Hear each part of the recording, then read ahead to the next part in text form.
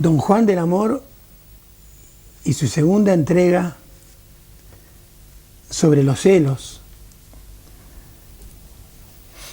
Buenas noches, Juan. Hola, buenas noches, Milton. Antes de hacerte la primera pregunta de la noche de hoy, le quiero decir a nuestros televidentes que fuimos y somos acérrimos admiradores de don Antonio Machín. Claro, lo recordarán quienes peinen canas, quienes hayan conseguido una novia o un novio arrullados por aquella voz melosa que tenía Antonio Machín, fallecido, fíjense, en el año 77, hace ya nada más y nada menos que la friolera de 32 años. Y don Antonio Machín, cubano de nacimiento, pero conocido mundialmente como Armando Manzanero o María Marta Serralima, nos dejó una canción, Juan, que yo quiero que escuches, sí, porque terminada la misma, te voy a hacer la primera pregunta de la noche. Le vamos a pedir entonces a nuestro realizador que nos ponga esa hermosa canción de don Antonio Machín.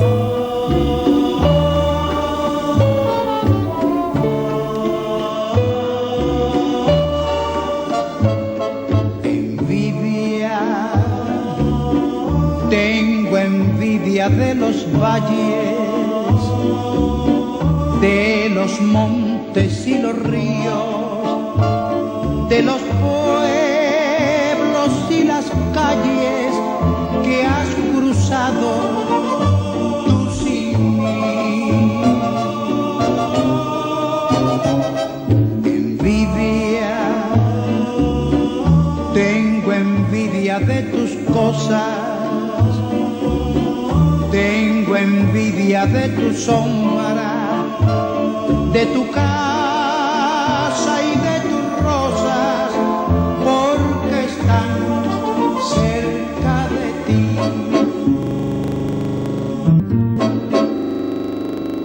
Y mira si es grande mi amor, que cuando digo tu nombre tengo envidia de mi voz. Envidia, tengo envidia del pañuelo que una vez secó tu llanto, y es que yo te quiero tanto que mi envidia es tan solo amor.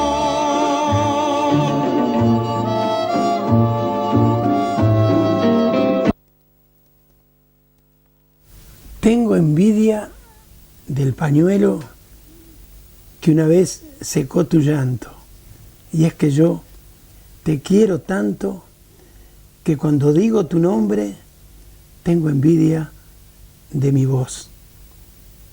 ¿Envidia o celo, Juan? ¿Cuál es la diferencia?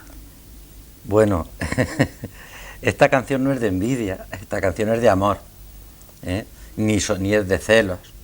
Porque cuando tiene envidia del pañuelo que seca sus lágrimas, es porque está totalmente, está colado, está enamorado de su mujer, de esa pareja. No tiene nada que ver la canción, como todos podemos constatar, ni con la envidia, ni con los celos. Tiene que ver con el amor, porque es un sentido hermoso de la envidia. La envidia y los celos, no sé si lo comentamos, es algo totalmente distinto. Sin embargo, el motivo tanto de la envidia como de los celos es el mismo. El motivo es el afán, el ansia de poseer. ¿Qué pasa con los celos?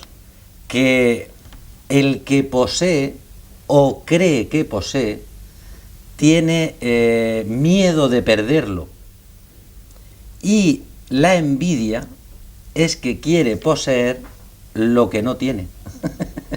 Ahí está la gran diferencia. Entonces, en los celos por decirlo de otra manera, son tres elementos los que están en juego: el celado, el celoso y el tercer elemento en discordia, que cree el celoso que le puede quitar lo que él cree que es suyo. Y en la envidia solamente hay dos elementos: el envidioso y el elemento persona, cosa, objeto o incluso algo de prestigio que quiere poseer y no tiene. Entonces hay mucha diferencia. Aparentemente puede confundirse en nuestra mente o incluso en el quehacer, es decir, esa persona es una envidiosa y a lo mejor no es celoso, o al contrario. Son con el mismo objeto, pero son sentimientos distintos, son emociones distintas. Ahora, podríamos decir entonces que los celos son un afecto o una emoción inevitable. Los celos no son un afecto. Los celos son una, como muy bien has dicho, son una emoción inevitable porque es un concepto universal en personas, en animales, en la historia de la humanidad y en la historia de cualquier ser humano, que se van manifestando de maneras distintas, con consecuencias distintas y por estímulos distintos. Pero a lo largo de nuestra vida, los celos se van manifestando de una manera cuando el ser humano está en un periodo de desarrollo al inicio de su vida, incluso de muy mayor. Por ejemplo, no es difícil, si alguien tiene algún abuelo, alguna abuelica en su casa, no es difícil aquel abuelo o abuela que tiene celos. Y a veces, al principio pueden incluso hacer hasta gracia, ¿verdad? Ese abuelo celoso de que su mujer, pues parece ser que lo engaña. Y al principio puede parecer gracioso, ¿no? Decir, hombre, sí, pero es una vivencia que en algunos abuelos, como se va mezclando, se va confundiendo con cierta demencia senil, llega incluso a manifestarse con celos patológicos. Y no sería la primera vez que un abuelo mata físicamente a su mujer porque cree que lo está engañando. Entonces estos celos se magnifican a esa edad y se confunden con la demencia senil. Igual que le da por decir al abuelo que a lo mejor su hija, que va a cuidarlo y está volcada, pues es la que le quita el dinero o le quita algún bien preciado que él tiene en su casa, porque lo esconde, se olvida y le echa la culpa a la hija que se lo ha quitado. Es decir, todo esto se mezcla. Y yo ahora estoy recordando que hay esto de los celos en algunas personas mayores también se magnifica. También pasa con alcohólicos. Es decir, yo creo que, en fin, si alguien ha visto en la tele o algún familiar el alcohólico, por ejemplo, también se exacerban las emociones de celos, inmotivados la mayor parte de las veces, y ahí yo lo voy a unir a un detalle. Mira, el alcohólico o alcohólica, a nivel mental, a nivel conceptual, pues tiene como se amplifica, se agranda, se magnifica la cuestión sexual. Entonces el alcohólico que con la mente, con la boca, la cuestión del sexo es algo que es imperioso, pero claro, como luego se junta y se une a que físicamente es incapaz, porque el alcohol minimiza lo que son la libido, no puede, para entendernos, cumplir o materializar lo que son las ideas mentales de sexo, y físicamente no puede. Y entonces, ¿qué pasa? Que eso lo transforma en celos hacia la pareja. Celos infundados si la raíz está en el motivo que yo estoy hablando. Por eso te digo que es un fenómeno universal, no ya solamente en animales, personas y a nivel de la historia de la humanidad, sino en nuestra vida. Es algo que lo llevamos con nosotros y que nuestra inteligencia, nuestra personalidad, incluso a veces hasta la pareja o quien esté a nuestro lado, nos puede ayudar no a mitigar, sino a sacarle el aspecto positivo que tienen los celos en sí mismos, que los tienen. Ahora, Juan, ¿dónde está el límite? ¿Dónde está la frontera? ¿Qué es lo que determina que esos celos puedan ser normales o patológicos? Sí, bueno, yo creo que en plan coloquial, que es como normalmente solemos hablar, pues los celos, a priori, pues son buenos. ¿Por qué son buenos? Primero porque nos sirven para ir creciendo, para ir madurando, para ir luchando por lo que uno cree que debe de conseguir o que de alguna manera pues puede llegar a tener o a incluso a poseer yo no estoy hablando ahora solamente de personas, o a querer, ahora hablando de personas. Y eso es bueno, porque algo de celos hay que tener en la pareja, en tu vida profesional, en tu vida familiar, en tu vida social, algunos celos. ¿Por qué? Porque es el desencadenante de que yo me preocupe, de que yo me estimule para conservar la amistad, en el caso de la amistad, para superarme en el caso profesional, para que nuestra relación de pareja, en el caso de pareja, vaya creciendo. Y eso es bueno, eso es bueno.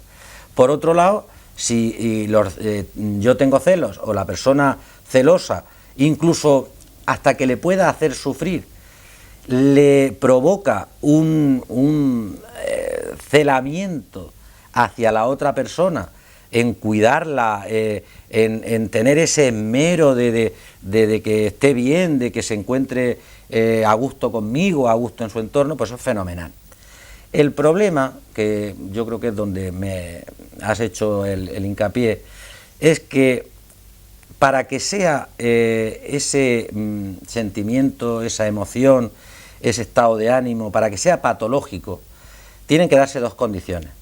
Una, que efectivamente haga sufrir, es decir, que esa persona sufra con esos celos, pero no solamente, es decir, porque pues, se puede sufrir y se puede convertir en positivo, sino que a eso le unimos otra variable, que es que sea una auténtica obsesión.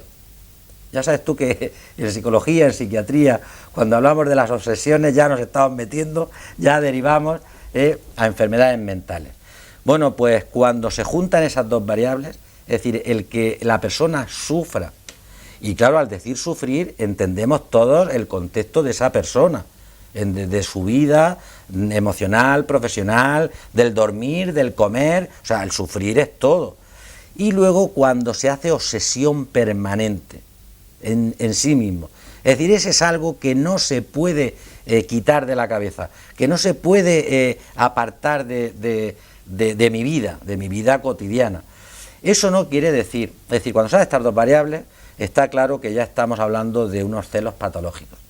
Pero eso no quiere decir que, al igual que en otras enfermedades mentales, ocupan todo el contexto de mi vida, a todos los niveles, el que está enfermo o el celoso patológico puede mantener otras dimensiones de la vida en perfecto estado. Es decir, puede trabajar perfectamente, trabajar en lo que sea su dedicación, puede llevar otras actividades lúdicas perfectamente, aunque esté sufriendo por celos y tenga esa obsesión.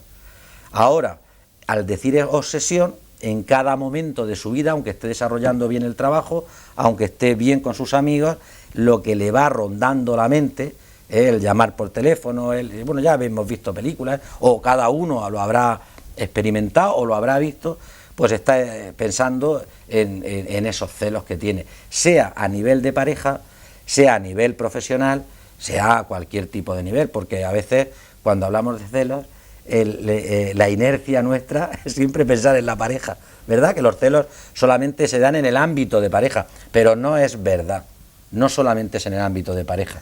Si tú te recuerdas perfectamente, que te recordarás, cuando iniciaste la primera conversación de celos, no hablaste solo de pareja, hablaste de políticos, hablaste de profesiones, hablaste, ¿verdad? Entonces es en el ámbito de la persona. Pero principalmente cuando hablamos, la inercia siempre es pensar en la pareja. Ahora, los celos son en las personas, esa es la primera, son dos preguntas en una. ¿Son una señal de debilidad? Y aparte, ¿se pueden curar o por lo menos aliviar en aquellas personas celosas? Sí. Mira, lo que pasa, lo que vamos a decir ahora, que lo has introducido con la pregunta, pues a muchas personas no llegamos o no llegan a entenderlo. ¿Por qué? ¿Por qué son una señal de debilidad? ¿Por qué son una señal de soberbia? ¿Por qué son una señal de una mala educación en lo que es mío y lo que no? ¿Por qué es una mala educación o un mal desarrollo de saber lo que es el respeto, de lo que es el ámbito de la libertad de las personas? ¿Por qué eso es un síntoma de mi baja autoestima? ¿Por qué? Pues yo lo achaco a que históricamente los celos siempre se han unido al amor. Al amor. Entonces, amor sin celos no tiene eso mucho... parece que no se entiende, ¿verdad? Es como yo, por ejemplo, cualquiera, yo, si lo entiendo yo, les quiero decir, cualquiera puede aceptar que el amor sin sexo, ¿verdad?, no tiene sentido. El sexo sin amor sí. Una ensalada sin aliño. Exactamente. Mira, yo al hilo de lo que estamos hablando, claro, yo he buscado refranes y efectivamente, fíjate que ya en San Agustín, que ya es tela de irnos en la historia, ya decía, hay una frase de San Agustín que dice: el que no tiene celos no está enamorado. Claro, es ya una unión íntima del amor y los celos. Hay refranes como, por ejemplo, el amor sin celos no lo dan los cielos. Y otro refrán: marido celoso no tiene reposo. Unido a lo que antes decíamos de pertinaz, de obsesivo y tal. Es decir, históricamente la literatura, las personas de alguna manera con cierto prestigio social o incluso influencia social, como ha podido ser San Agustín, que trasciende hasta nuestros días sus escritos y su filosofía, pues han unido siempre celos al amor. Pero ha habido otras personas que han dado, para mí entender, más en el clavo con la pregunta que tú has dicho. Por ejemplo, Jacinto Benavente decía: el que es celoso no es nunca celoso por lo que ve, con lo que se imagina basta. Claro. Decía. Y hay un francés, Rochefoucauld, claro, dice: en los celos hay más amor propio que amor. Y ahí es donde yo quería llegar. Es decir, la persona que es celosa en extremo, siempre estamos hablando ya de situaciones patológicas, no de una realidad normal y corriente en la que nos podemos mover la gran mayoría de seres humanos, con nuestros celos normales y corrientes bien llevados. Estamos hablando de patología. Entonces, claro, cuando llega una patología, eso es una proyección de mí, como tú decías, de mi debilidad.